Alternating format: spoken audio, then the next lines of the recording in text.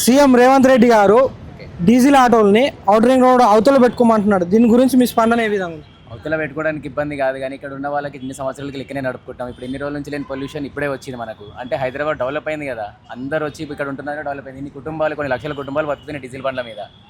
వాళ్ళందరికీ కడుపుకి ఇప్పుడు ఒకటేసారి కొట్టేయాలంటే అతను ఏదైనా మాకు దారి చూపిమనండి.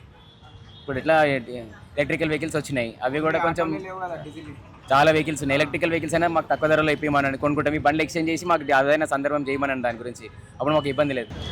సీఎం రేవంత్ రెడ్డి గారు డీజిల్ ఆటోల్ని ఔటర్ రింగ్ రోడ్ అవతల పెట్టుకోమంటున్నాడు. దీని గురించి మీ స్పందన ఏ విధంగా ఉంది? అవతల పెట్టుకోవడానికి ఇబ్బంది కాదు, కానీ ఇక్కడ ఉన్న వాళ్ళకి ఇన్ని సంవత్సరాలకి లెక్కనే నడుపుకుంటాం. ఇప్పుడు ఎన్ని రోజుల నుంచి లేని పొల్యూషన్ ఇప్పుడే వచ్చింది మనకు. అంటే హైదరాబాద్ డెవలప్ అయింది కదా, అందరూ వచ్చి ఇక్కడ ఉంటున్నారు, డెవలప్ అయింది. ఇన్ని కుటుంబాలు, కొన్ని లక్షల కుటుంబాలు బతుకుతున్నాయి డీజిల్ బండ్ల మీద.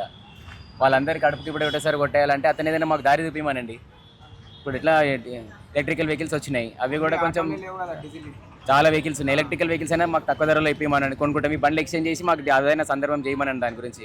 అప్పుడు మాకు ఇబ్బంది లేదు.